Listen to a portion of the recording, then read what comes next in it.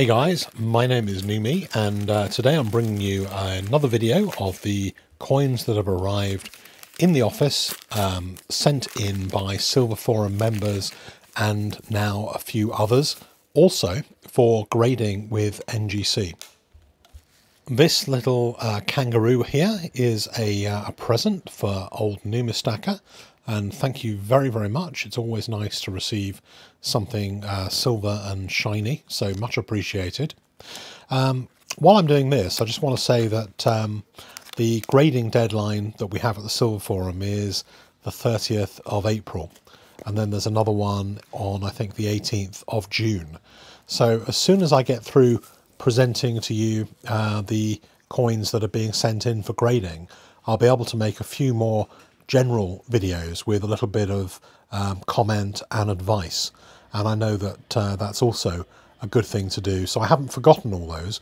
I'm just a little bit overwhelmed sometimes with the volume of stuff that comes in for grading, and I don't want any of you guys to miss out on any of the good stuff and all the goodies that arrive as well. So yeah, the coins that arrive for grading are either coins that people have collected over time, or maybe they're raw coins that people have specifically gone out and bought in order to have them graded. And some of these coins, particularly proofs like this one's got a little bit of a handling problem, and I think most of these coins that you get in this particular video are earmarked for NCS. So these are maybe slightly handled, slightly spotted, slightly impaired, maybe a couple of little marks.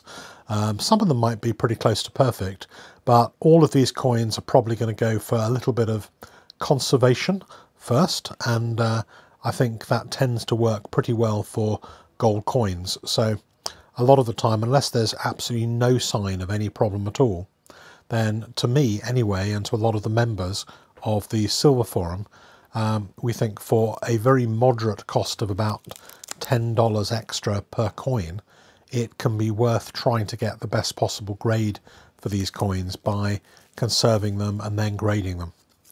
So this one is a Krugerrand, quarter ounce proof Krugerrand, 2013.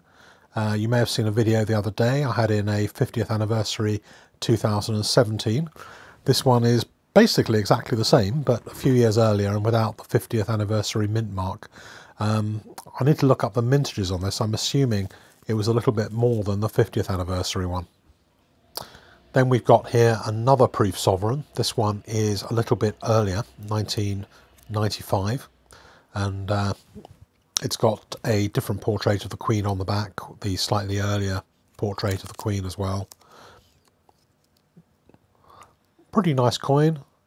I think that at that time, I'm not sure she actually was as young as that in the 90s, but they hadn't changed the portrait for some time, and then they suddenly created a slightly older portrait of her. So that was her kind of her younger days ostensibly. So from young Queen Elizabeth, the next coin I want to show you goes way back. Also a sovereign, some of you will be glad to hear, and I think this is quite a special sovereign. I've got a real soft spot for some of these pre-Victorian sovereigns. So this one is 1832, and it's William IV, who had the distinction of being the 6th longest reigning monarch in British history, and reigned until 1836, and then of course after William IV was Queen Victoria. So in all honesty, this is not the best condition coin. It's got a bit of rubbing there on the top on his head. Some of the detail is missing, and there's that little kind of black marky thing on the 2 o'clock, kind of 1:30, kind of at the top of the coin. So no, I think it's not a bad coin. Most of these coins are in pretty lousy condition. They were heavily circulated, and most of them were taken out of circulation when the new coinage came in Victorian times.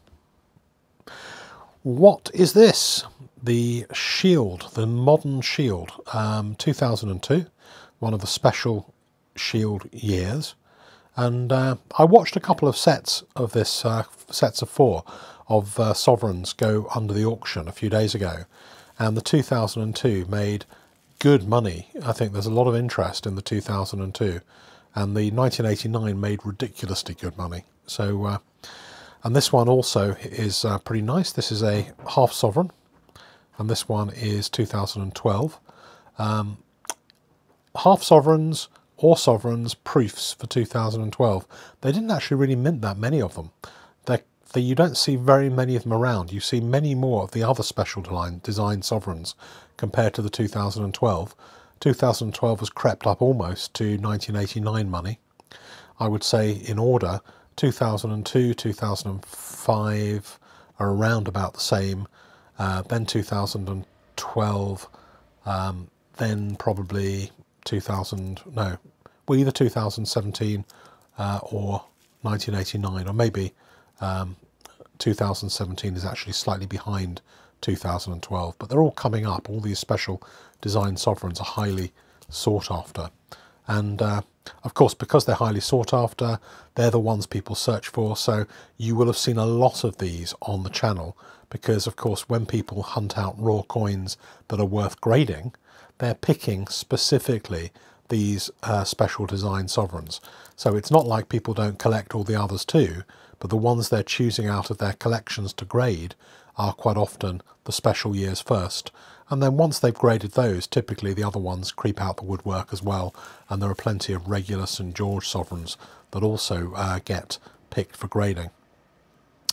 This one needs absolutely no introduction. This is my favourite, even slightly better, I think, than the 2017.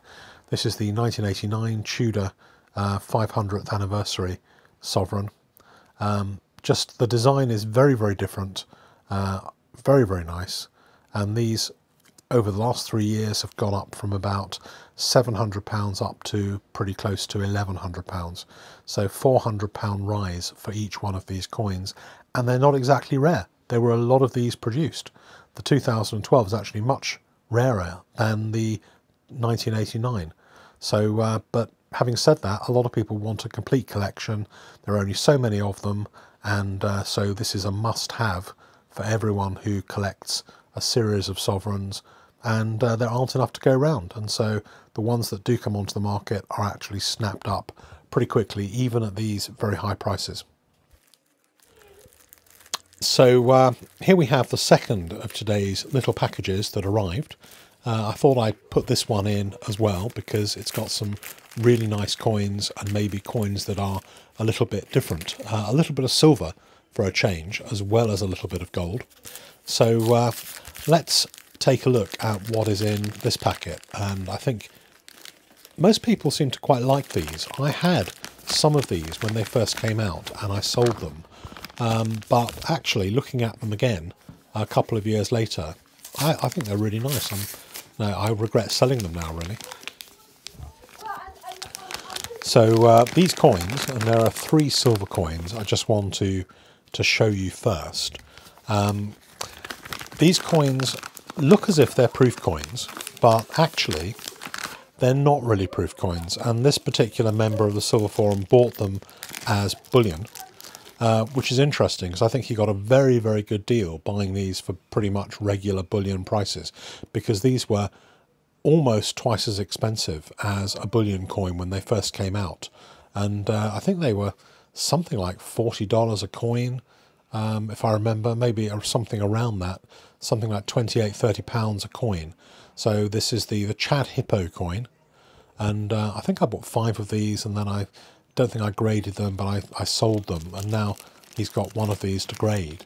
And I think that I don't know what the market for these is like anymore. Haven't heard them mentioned for a while. This one is the Benin zebra. So there's like 1 from Chad and 2 a legal tender Benin coin, which is another small African country. Probably, I think, produced in Germany, like most of these coins, and beautifully minted. And they look like proof coins, but as I say, they were not marketed as proof coins, I don't think. they were marketed as a kind of just a nicely made bullion coin.